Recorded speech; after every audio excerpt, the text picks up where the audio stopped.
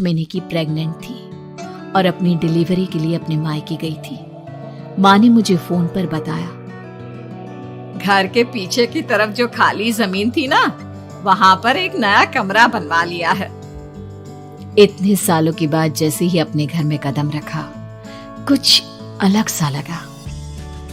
माँ, ये घर के पीछे की तरफ नया कमरा बनवाने की क्या जरूरत थी? अरे बेटा, घर के पीछे दूर दूर तक खाली जमीन है। तेरे पापा को कई दिनों से लग रहा था कि यहाँ पर एक कमरा बनवा लेंगे तो ताजा हवा मिल जाया करेगी। अब तो ये सब छोड़ और चल जल्दी से दूध पी ले। माँ, मैं थोड़ी देर में पी लूंगी, आप सो जाओ। मैंने दूध का गिलास उठाकर उस खिड़की में रख दिया। पता नहीं कब आंख लग गई। अचानक से खिड़की के पल्लों के खड़कने की तेज आवाज आई। दूध का गिलास धड़ाम से जमीन पर आ गिरा। जमीन पर गिरते ही दूध का रंग लाल हो चुका था। मैंने खिड़की से झांक कर बाहर देखा। चारों तरफ धूप अंधेरा था। उस अंधेरे की तरफ से कुछ आवाजें आ रही थी, जैसे छोटे बच्चे आपस में खिलखिलाकर मस्ती कर रहे हो।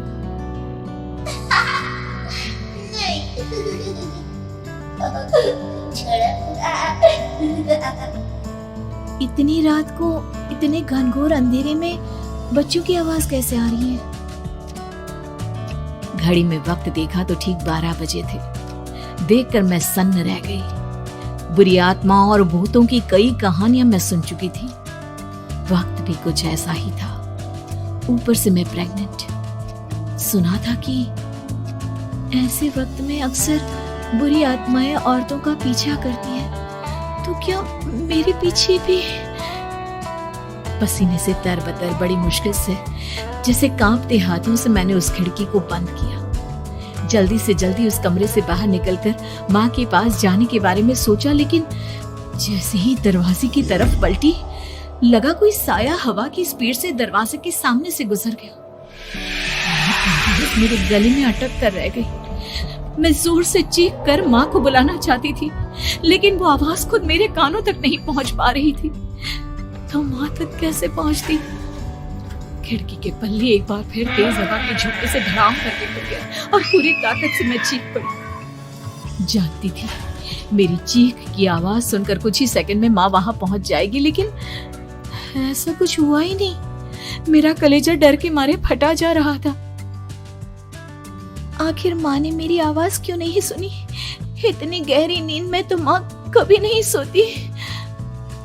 ठीक पीछे खुली हुई वो खिड़की।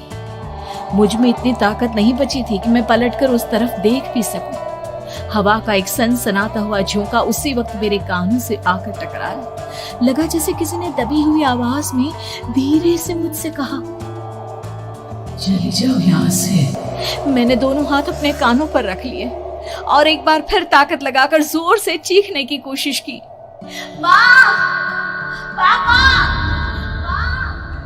मेरी आवाज उस कमरे की दीवारों से टकराकर वापस मुझे ही सुनाई दे रही थी। जितनी ताकत के साथ मैंने चीखने की कोशिश की थी, कुछ ही देर बाद उससे कहीं ज्यादा तेज और दर्दनाक चीख मुझे सुनाई देने लगी। ये आवाज ठीक मेरे पीछे खिड़की से आ रही थी। वो आवाज मेरे कानों में पिघलते हुए लोहे की तरह गिर रही थी। उन आवाजों में हैवानियत थी। वो आवाजें किसी इंसान की नहीं है, इतना मैं समझ चुकी थी। कांप रहे हाथों से मैंने अंधेरे में कुछ ढूंढने की कोशिश की। तभी अचानक मेरा हाथ बेड पर रखी टॉर्च पर पड़ा। किसी तरह ताकत लगाकर टॉर्च का बटन ऑन किया, लेकिन ये क्या? सामने दरवाजे पर 3 छोटी लड़कियां खड़ी हुई थी।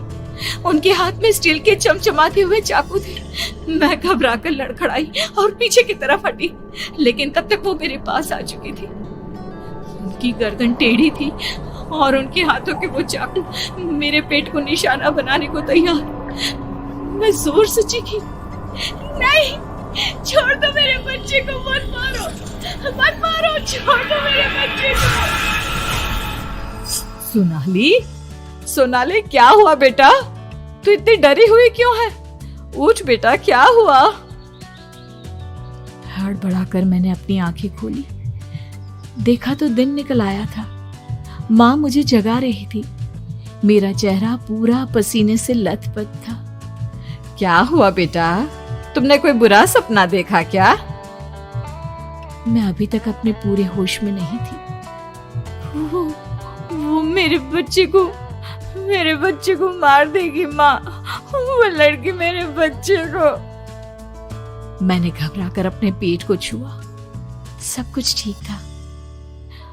और वो दूध जो रात को यहाँ पर गिर गया था, उसका रंग लाल हो गया था।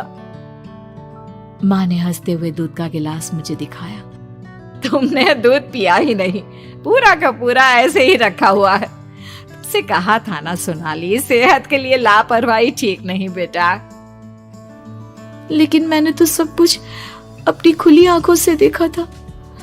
ये सपना कैसे हो सकता?